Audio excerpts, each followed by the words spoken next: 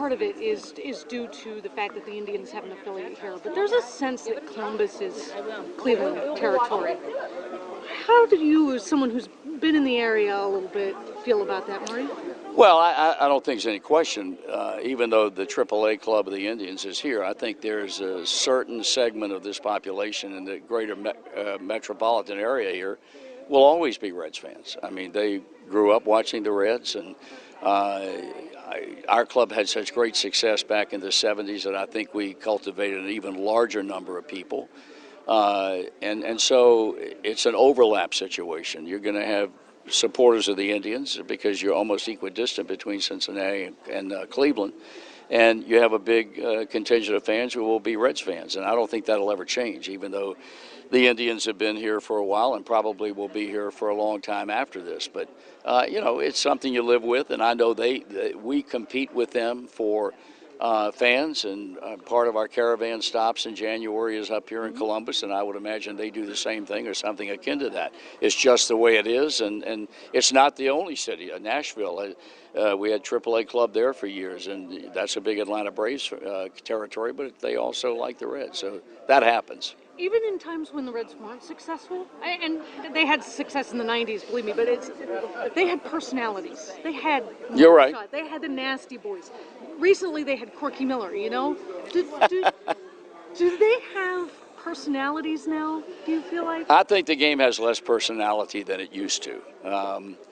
I think when I came back in the early 70s and down through the decades I've been around, you don't have characters anymore like Rob Dibble and Randy Myers and Norm Charlton. You don't have that anymore.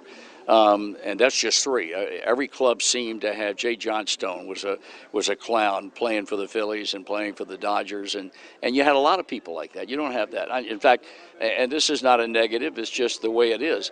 You can compare the personalities in baseball today with the way it used to be, and I think it was a much more interesting group back then than it is now, and it's the same way in the PGA Golf Tour. You had personalities. You had Chichi Rodriguez, and you had Lee Trevino, and you had Arnold Palmer, who brought the game to the forefront of the public, and people like that.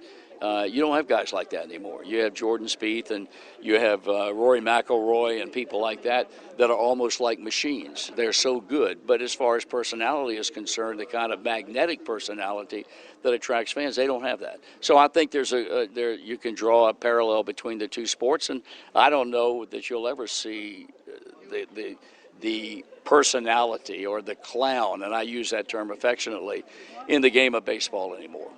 Is that as much of a challenge as what you talked about earlier during the sports report, the challenges of getting time down and those sort of on-field issues? Yeah, I would say so. As I said today, the game has some definite problems that it needs to deal with, and I think there are problems that they need to deal with promptly. They can't say, well, we'll take care of that next year, or this is not the kind of problem that we have to address immediately. I think the commissioner realizes that when you have the kind of drastic drop-off across the board that we've had in attendance here in 2018, it's something that's got to be discussed and looked at and delved into and try to come out of it with some semblance of an idea of why people are losing some interest in the game. And it's probably as big a challenge as this game has had in quite a while. I know another thing, that you shared during the sports report was that you drove here after the Reds-Indians game. Why was it important for you to be here this morning? Well, I'm a big fan of this city. I'm a big fan of what they do, the sports commission that attracts the kind of events that they attract in the Women's Final Four and now the AAA All-Star Game coming up tomorrow night. I just think it's a wonderful city, and we treasure the following that we have here. As I said, we cultivate that interest, and so when they call me, and especially when I realized I was going to be on the stage with Holly Rowe, that was very important to me. I have tremendous respect for her and what she does and what she's had to deal with over the last number of years as far as her health is concerned.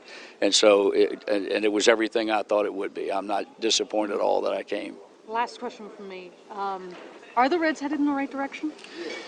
I think we'll have a better feel for that when the season ends. I think we all felt when the season began that if this club was around 500, 82 and 80 if they were really fortunate, 80 and 82, even 78 and 84.